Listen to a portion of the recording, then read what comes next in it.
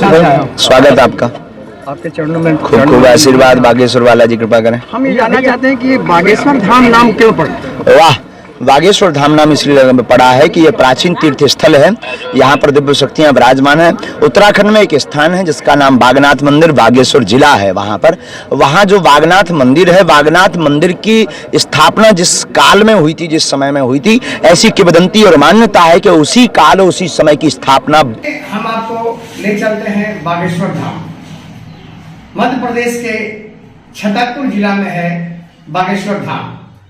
सतना से तकरीबन 150 किलोमीटर दूर और खजुराहो से 35 किलोमीटर दूर छतरपुर के रास्ते में पड़ता है एक जगह गंज पहुंचेंगे। वहां से आपको लगभग 10 किलोमीटर जाना पड़ेगा गड्ढा पर। और यह गड्ढा वो जगह है जहां स्वयंभू हनुमान जी बालाजी के रूप में विराजमान है, इसीलिए इसका नाम बागेश्वर धाम पड़ा है। चूंकि यहाँ इस गड्ढे पर किसी जमाने में बाघों का अंबार लगा रहता था, बाघ बड़े थे और बाघों के राजा महादेव थे, इसलिए इसका नाम बागेश्वर पड़ा। बागेश्वर धाम आज के इस माहौल में और वर्तमान समय में एक ऐसा तीर्थ स्थल बन चुका है जहां देशी नहीं बल्कि विदेशी के लोग भी आते हैं। इस धाम की खासियत यह है कि यहाँ बालाजी सरकार का दरबार लगता है। यहाँ के जो पुजारी हैं, जो पीठाधीश्वर हैं, पंडित धीरेन्द्र कृष्ण जी, वो अभी एकदम युवा हैं और युवा होने के बावजूद इनको सिद्धि प्राप्त है। हनुमान जी की, बालाजी की इन पर विशेष कृपा है और यहाँ दरबार लगाते हैं। और इस दरबार में टोकन व्यवस्था के माध्यम से आप इस दरबार में पहुंच सकते हैं। दरबार में जो आता है उसकी मनोकामना पूर्ण होती है। खासियत यह है कि इस दरबार में जो आता है महाराज जी यानी जो पीठाधीश्वर है पंडित धीरेन्द्र कृष्ण जी, वो उसके मन की व्यथा, उसके मन के ताप और उनके मन के भीतर जो द्वंद्व चल रहा है उसे वो खुद जान लेते हैं और उसकी समस्या का समाधान बता देते हैं। इतना ही नहीं, अगर उनसे कुछ नहीं हो सकता तो वो अर्जी लगवाते हैं। पर्ची लगाने का सिस्टम है। कहते हैं कि आप अपनी पर्ची पर अपना एक सादे कागज पर एक पन्ने पर आप अपनी समस्या, आप अपने जो आपके दुख है, तकलीफ है, उसे लिख करके एक नारियल में लपेट करके और लाल कपड़े से लपेट कर उसे हनुमान जी के दरबार में, जो सालासर हनुमान जी, जो बालाजी हनुमान जी वहां हैं, उनके दरबार में बांध दीजिए। और बांधने के बाद जब आपकी पर्ची लग गई तो पर्ची लगने के बाद महाराज श्री जो हैं वो आपको बता देते हैं कि कितने दिनों में आपकी मनोकामना पूर्ण हो जाएगी। 1 महीने से 7 महीने तक का वहाँ विधि विधान है।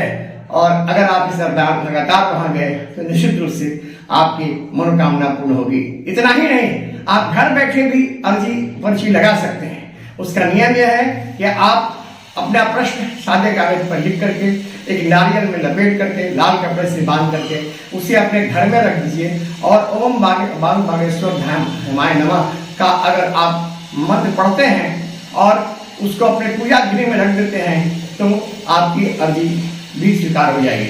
आपकी अर्जी स्वीकार कैसे हुई या नहीं हुई, इसके भी आपको लक्षण तुरंत आपके घर में ही मिल जाएंगे।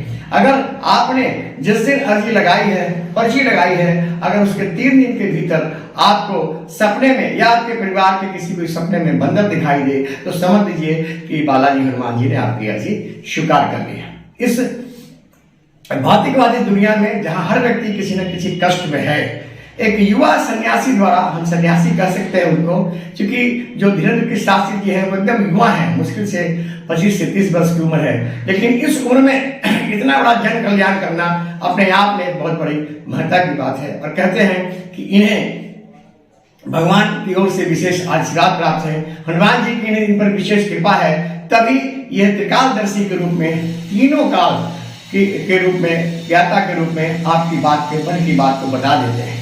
आपको अगर बागेश्वर धाम पहुंचना है तो आप जहां से भी आए, छतरपुर पहुंचे या खजुराहो पहुंचे, खजुराहो से 35 किलोमीटर दूर पड़ता है। आप वहां बस से, टेम्पो से, बस से अगर सतना से आप जाना चाहें, मैं तो सतना से ही उतर के गया था, सतना से जाना चाहें तो आप उन्हें बता दें कि हमें धाम पर जाना है। वो ठीक धाम के मोड़ पे, गड्ढा के मोड़ जो गंज होता है, मेरे वहां उतार देते हैं और वहां से आराम से धाम में जाने पर आपके रहने खाने सारी प्रक्रिया, सारी व्यवस्था वहां है और वह सब एकदम मुफ्त है।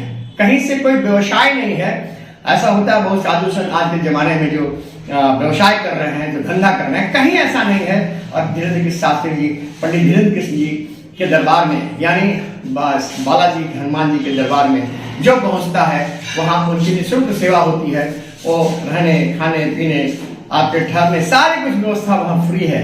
हाँ, आप अपने अनुसार जो दान चाहें पुण्य चाहें कर सकते हैं। इस दरबार की एक और चमत्कार भी है कि यहाँ एक ऐसा पेड़ है जिस पेड़ के बारे में कहा जाता है कि अगर आप भूत प्रेत बाधा, किसी प्रकार की बाधा से ग्रसित हैं और वहां पहुंच गए तो पेड़ के पास आप जैसे ही जाएंगे, ठीक चुंबकीय शक्ति की तरह, यानी जैसे कि बिजली का करंट किसी को लग जाए और उसमें सट जाता है दाग में, उसी तरह व्यक्ति पेड़ में सट जाता है। जो प्रेत बाधा से ग्रसित होता है या जो किसी तरह के टोटके इत्यादि से ग्रसित होता है, वो उस पेड़ में सट जाता है और वो तब तक नहीं हटता जब तक महाराज जी आकर के उसको झाड़ते नहीं हैं, उसको देखते नहीं है, तब तक वो पेड़ से नहीं हट सकता। तो आज के प्रतिवादी दुनिया में आपको भी चाहिए कि बागेश्वर धाम जाइए और बागेश्वर धाम दरबार में जरूर एक बार जाइए, ताकि आप भी अपने कष्टों से मुक्ति पा सकें। एसेंशियल जन प्रहरी पटना।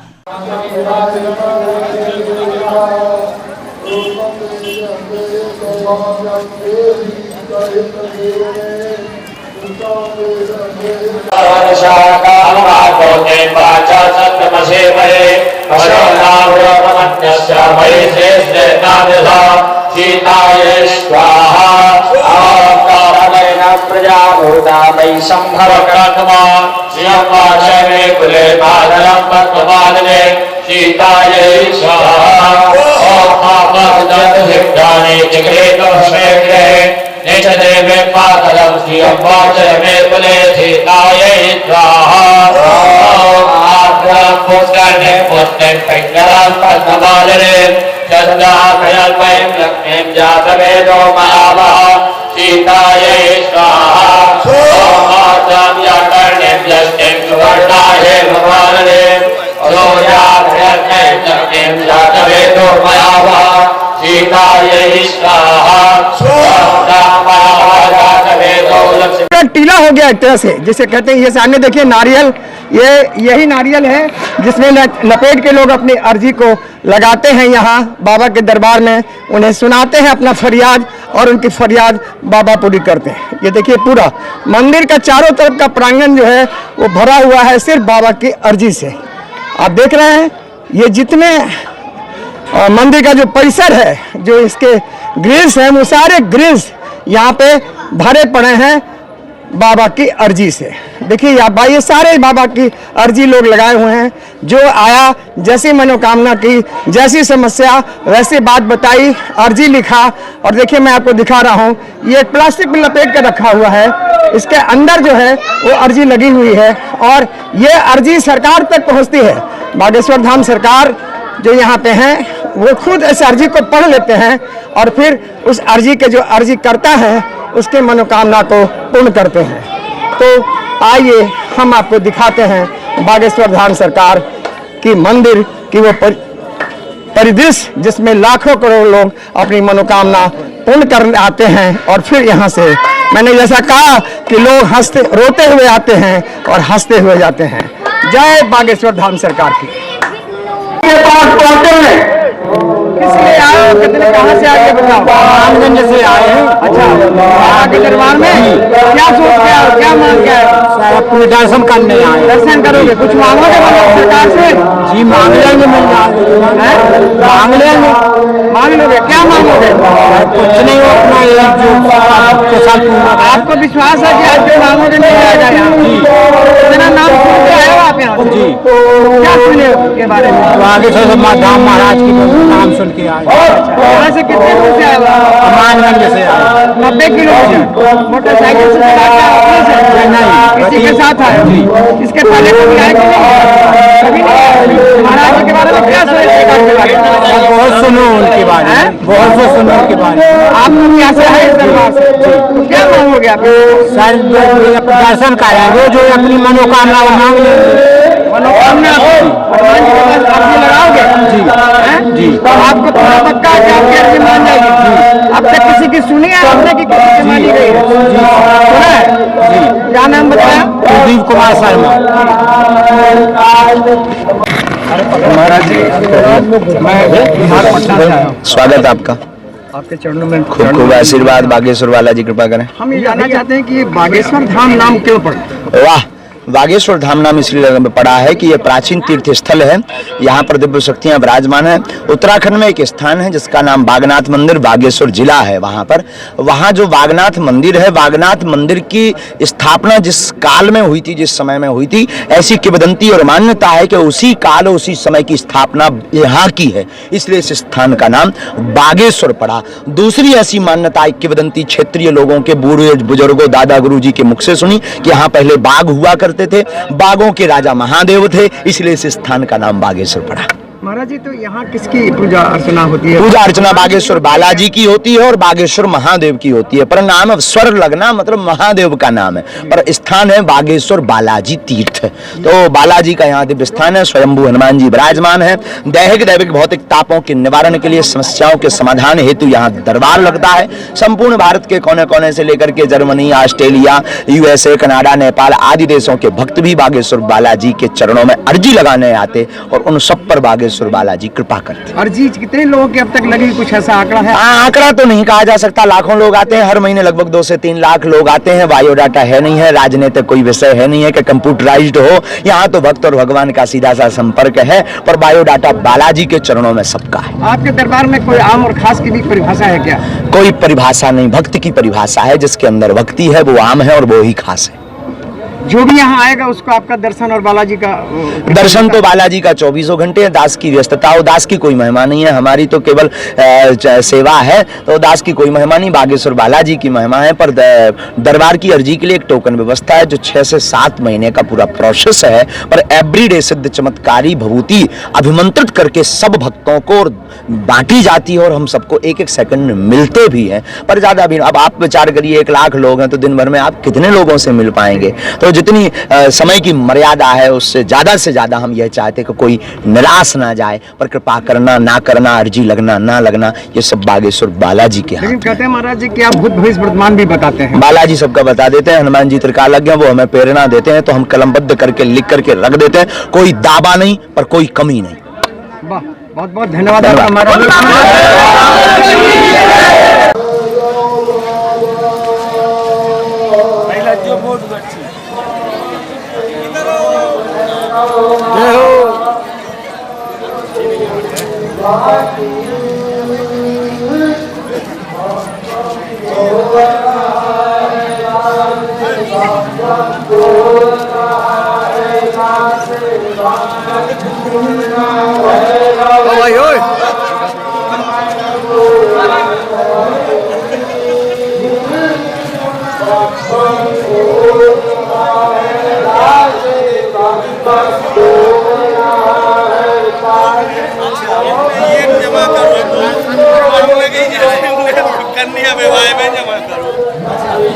जय श्री राम, जय बागेश्वर धाम।